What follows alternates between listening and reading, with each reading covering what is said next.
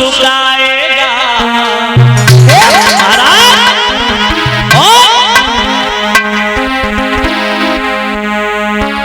ओ बिना पति के ओ बाबा, ओ मेरे पुत्र कहाँ से आएगा।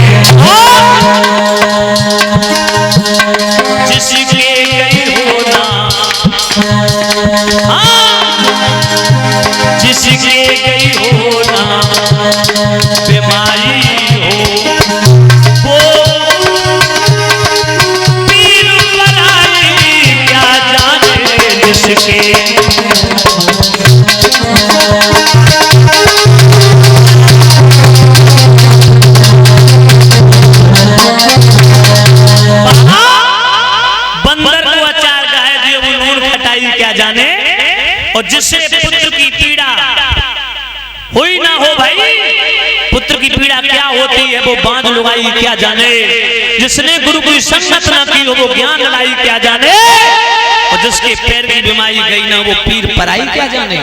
महाराज अब पुत्र पैदा नहीं होगा, बाबा नारद के लगे मेरी बात का भरोसा तो कर, अगर पुत्र ना पैदा हो तो ना कहीं कुआं चला जाएगा ना कहीं जंगल, आत्महत्या करके मर जाना।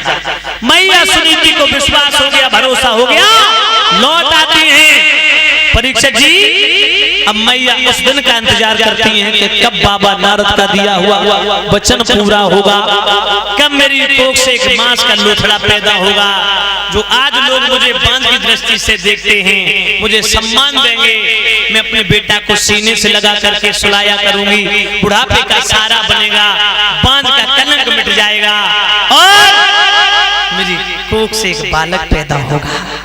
अब तो उन दिनों का इंतजार कर रहे हैं, वो कब समय आएगा।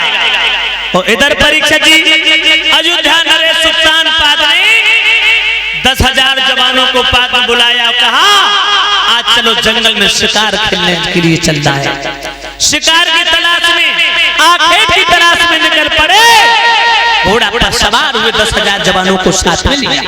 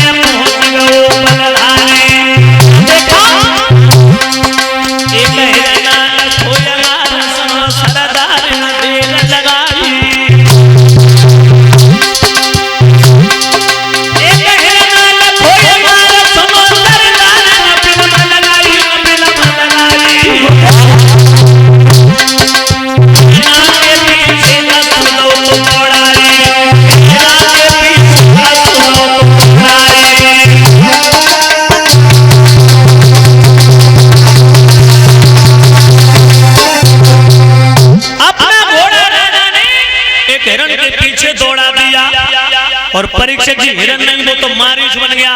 हिरन दौड़ता हुआ भागता हुआ जा रहा है, राजा अपना घोड़ा पीछे दौड़ाते जा रहे हैं, दौड़ाते जा रहे हैं, हिरन भाग रहा है। माताओं, सारा दिन निकल गया, दिन शाम में, शाम रात्रि में बदल गई। फौज के जवान पैदल थे, राजा का पीछा नहीं कर सके, वापस लौट आए। राजा उत्तानपाद बहुत दूर निकल गए, रात्रि हो गई। परीक्षित जी रात्रि, फौज के जवानों ने आकर के रानी सुरची से कहा, महारानी साहिबा, तुम्हारे पति महाराज उत्तानपाद एक हिरन का पीछा करते करते बहुत दूर निकल गए। मैं उनके पीछे पीछे दौड़ता रहा, लेकिन वो घोड़ा पर सवार और हम सब पैदल थे, उनका मुकाबला, उनका पीछा नहीं कर सके। हम वापस लौट आए, महाराज का कहीं अता पता नहीं। बहुत ढूंढने की कोशिश की, मगर उनका कोई अता पता नहीं दिखाई दिया। रानी सुरची कहने लगी, ऐसा करो, आप लोग हारे थके हो, जाओ भोजन करो, और भोजन करने के बाद में विश्राम करो। मेरे प्रिय लड़ाकू हैं, मौत उनका सामना नहीं कर सकती है, वो आते ही होंगे।